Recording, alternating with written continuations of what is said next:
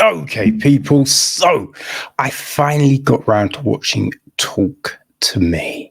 This is the new film from Michael and Danny Philippou.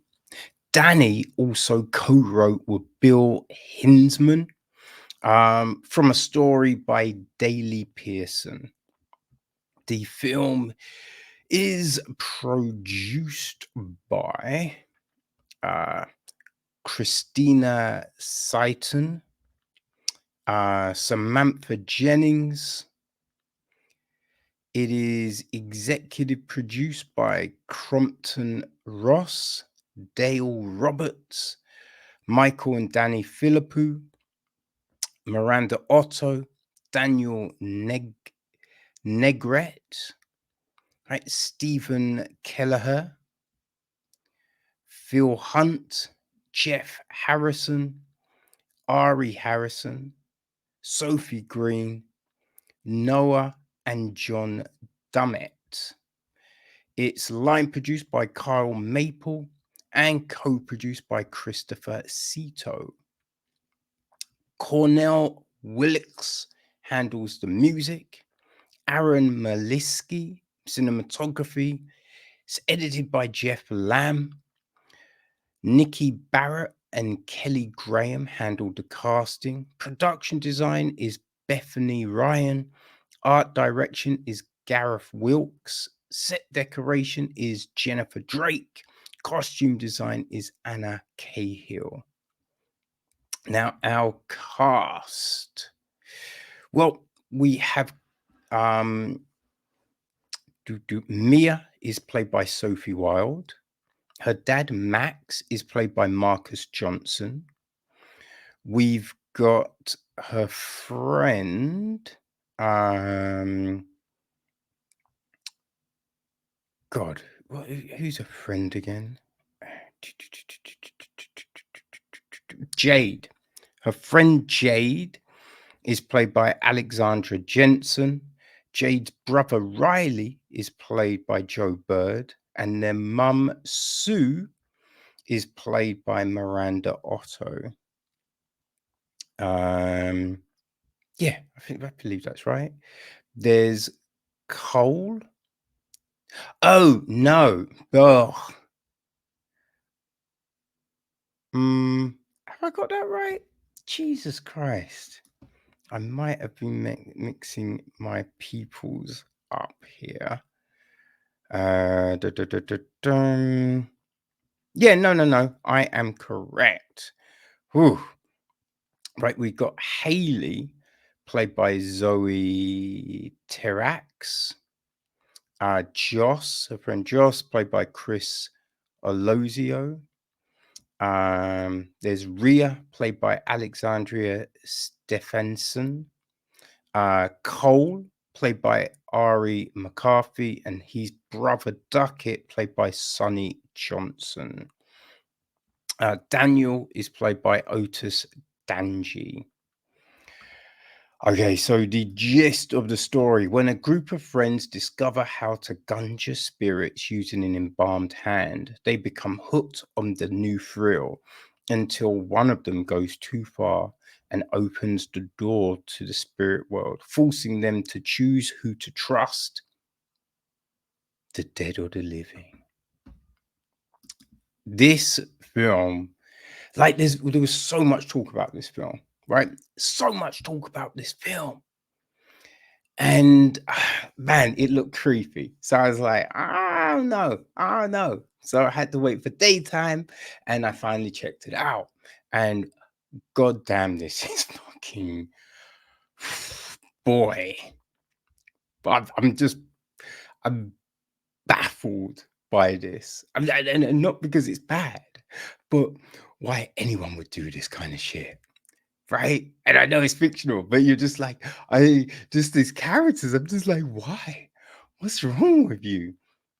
Like, we open up, there's a party, and a guy is walking through looking for someone, right? And he's like, oh, you seen Ducky? You seen Ducky? And someone's like, oh, he's in the room, and the door's locked, and hearing muttering.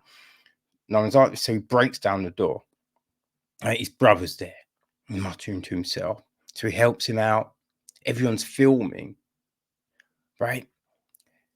And then his brother stabs him, right? And stabs himself. And you're like, what? That's the first few seconds of the motherfucking film, right? So you're just like, what's happening? And also we see no hand, right? And you know our hands are part of it. And it's just like, what? How is this connected? What's going on? And then like there's things here because we have like Mia, her mum's died, right? It's the 2-year anniversary. But she turns up at her friend's house. Well, I mean, she picks up her little brother, but kind of walks in the room. She's talking to her boyfriend, and there is an air of throughout, like friends who aren't necessarily really friends. You know, people manipulating each other, people trying to fit into social groups. All of this stuff is going on, right? Which, you know, like Mia and the friends are 17, right? Um, gosh, Jade's boyfriend, right? Daniel is 18, so he's a year older. So, but everyone's around this age group. I can't remember how old Riley is, but he's probably at least 15, maybe 16. I think he might be 15. Yes, he's 15. 15. And he may have just turned 15. Right? So you have all these people and they're of you know, this age where people are mad immature, right? Not doing smart things. But you would just hope someone had a modicum of motherfucking sense, right? But here's the thing. You believe all of these people are this fucking ridiculous, right? Egging each other on to do shit that you can see is not the wisest. You know what I mean? Using those tactics to, you know, get someone to bend to your wishes, right? It's all messed up. It's all fucking crazy, but you buy it. You buy it. So, you know, Mia uses her mother's anniversary to guilt Jade into letting her come to one of these possession parties, one of these hand parties. But you then kind of figure people don't necessarily like Mia. So we don't really know all of the minutiae here, all of the dynamics and things that are causing people to act in a certain way. But yeah, you get a sense they don't like. So obviously Mia's trying to act out to fit in. So you have all of this happening, and that's before we get to the fucking hand shit. And you know, obviously the rules are laid out of what you're meant to do, but obviously people do not follow the rules. You know, people do not follow the rules, which is always the problem. You know, but it's like everyone is trying to catch fire. You know what I mean? Like we can see that they're getting way too close to the flame, but they're just, I don't know if you'd say they're oblivious, but I feel there's that kind of concept that you won't be touched. You know what I mean? And that's the thing. So this whole story spirals out of control. And as we're watching it, sometimes it's hard to kind of understand, not understand, like just know, is this happening or is this a vision? Right? Is this real? Like what just happened here? Did they go there? Like was it, because everything is so crazy. Like the use, and I feel the way they show this kind of tripped out craziness is done really well. It's done really well, right? The act of possession is done really frigging well. You know, you look at it and you just like, fuck. Right? Because it's just because there's a lot of body acting, like having to throw yourself around, having to really kind of roll the eyes and act so it just seems that you're out of it. And all of these people, right? All of these like young actors and actresses that are getting hit by this hand do a fantastic job, right? Otis Danji, Joe Bird, Alexandria Jensen, I mean, Chris Alozio, Zoe Tarax, and Sophie Wilde. They are so frigging convincing. Like no one's really likable. They're all shits.